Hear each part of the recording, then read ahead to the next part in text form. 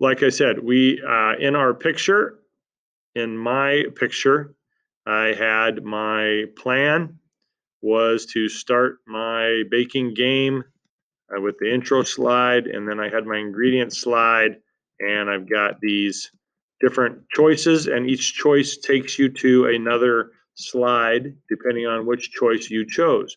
So let's look at how we can do that. So let's pull up my baking game. So I create the slide. So the first thing you do is create your opening slide. You're going to have your opening slide. It's going to be your instruction. And then I created my ingredients things here. And then each one of these has to be a link to another choice. So on your map, you know which slides you need to have, and then it's a matter of linking them. So my first set of slides is going to be my butter. So I on it. And my butter ingredients are going to lead to 3 other slides, depending on which they choose. So I have to create those 3 slides. Now, shortcuts to help you guys out, instead of typing the same thing over and over and over and over, you create one slide and on this stuff here, and then I can, after I have this slide, I can go up here under the edit, and I can duplicate there, or if I right click on the slide, if I just go to the slide that I have created, and if I right click on it, I can say duplicate slide. So I've already got this stuff typed, and if I'm putting the same thing on another slide and maybe I want to change one word on it or change a little bit, I just duplicate it. Now, if you've done a lot of work on a slide, you have images and different text boxes and things like that, then you definitely want to duplicate it, and then you can remove things and add different stuff. That way you have similarities. Things look the same from slide to slide to slide, so that the people aren't looking at different stuff. It's not jumping around the screen every time they change slides.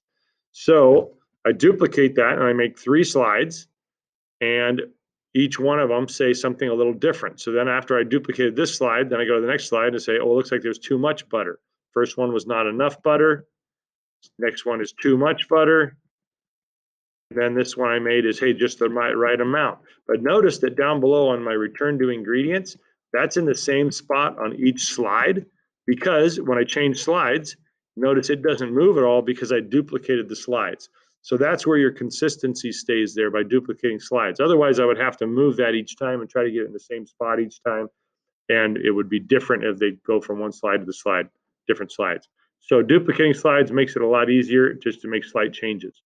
Now, once I have that set up, so let's look at this first one. So I've got my saucepan here.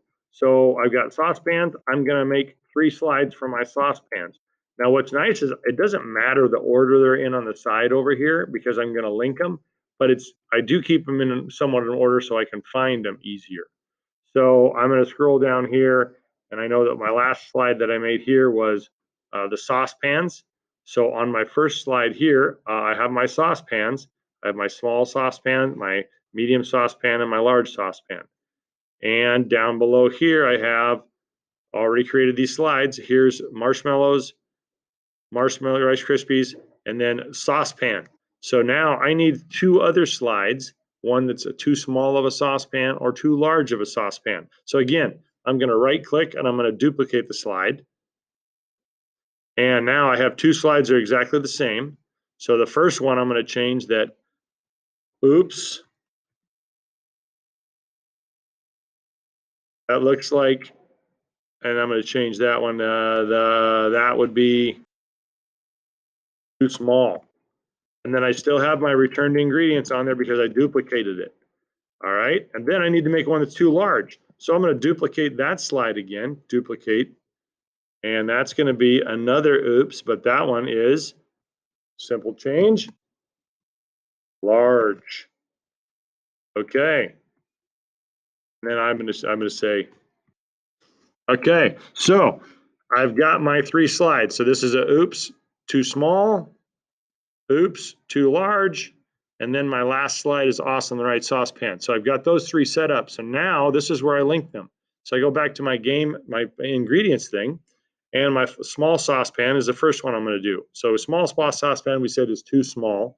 So once I select the text, highlight it, and if I right click, I've got a link option here. Or notice the shortcut is Control K. So I can do Control K, or I can right click and select link. Now, when I click link, normally this is made for a hyperlink to an external web page to go somewhere else. And this is how we add hyperlinks. So we could link to a YouTube video or a website or something like that, but we're not going to do that. We're going to be doing it in slides in this presentation because we're going to stay within the presentation.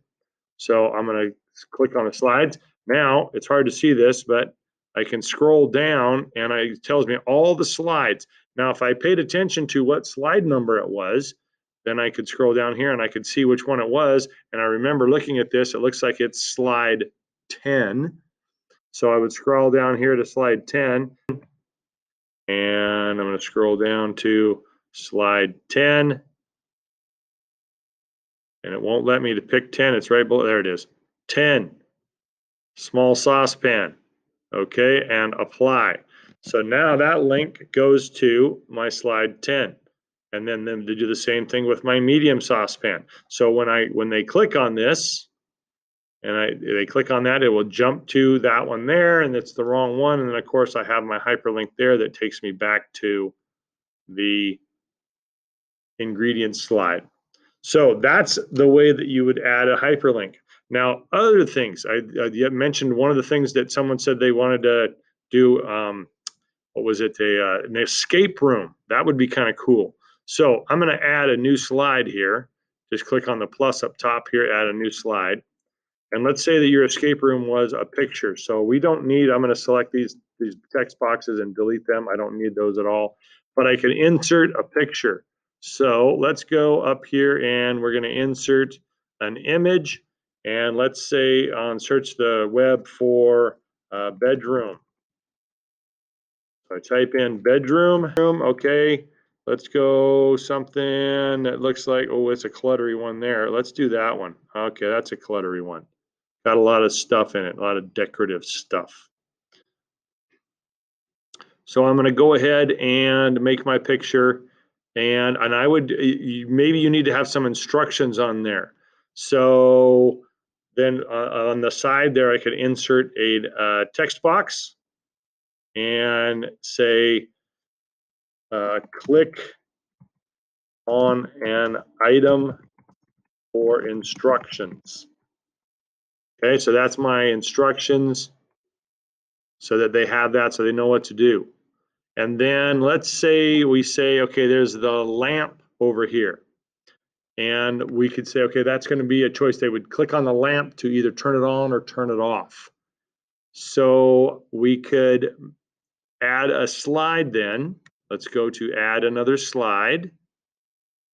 And if they chose the lamp, then we would say, okay, this is the lamp. And then you turned it on. So now you can see. So this could be part of my story thing. All right. So then I go back to my lamp here. And then right now, if they click on it, it's the whole picture. So we don't want to do that. So what I'm going to do is I'm going to put a block over that. So I'm going to insert a shape, just a regular shape. And I'm going to make just a rectangle, or now let's make it a circle because it's kind of a circle. And then I'm going to click and drag over this thing. And I can move this a little bit so that it covers the lamp. It's pretty much the whole lamp there. So that's pretty good. But what I'm going to do is, instead of having a big white blob, I want to make this no fill. I'm going to make it transparent. So it's transparent now. So now if you see like over here, there's a circle there, but it is transparent. So we'll click on that. And then I'm going to do the same thing. I'm going to right click on it. And I'm going to add a link.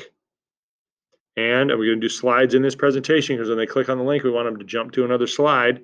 So in this case, it's next slide, but I want to scroll all the way down because I want it to be the right slide, number 15, because that way if I move slides around, it's always going to link to that same slide.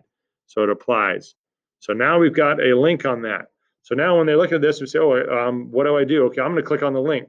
I'm going to click on the lamp. And they click on the lamp and it takes them to slide 15. Boom, there you go, turn the lamp on. So that can be part of my story. So you can start putting items in there if you want to have images and you want to have clicks on those things for them to do fun stuff, or open doors or open books, or solve a problem by doing something. So that's how we're adding links. So Your job then, now that you should have a plan for your game, is to start creating slides and start linking things together. Remember, on your game, you want to have an end goal. What is the goal of your game? In my case, to make Rice Krispie treats, to make good Rice Krispie treats. So that's what people are trying to do with my game. Your game may be to clean the bedroom up, or to get out of the house, or to solve a puzzle, whatever it is. Maybe it's to roll dice, and you could do a dice slide that has roll, and then it does it jumps to whatever number it is by whatever things they pick, whatever number they pick, jumps to different slides. So there's different ways of doing things. Feel free to be creative. Look for new things. If you want to search the internet, there's tons of different things you can do with these linking kind of stuff. But again, plan it out, have your goal. Okay, we will see you all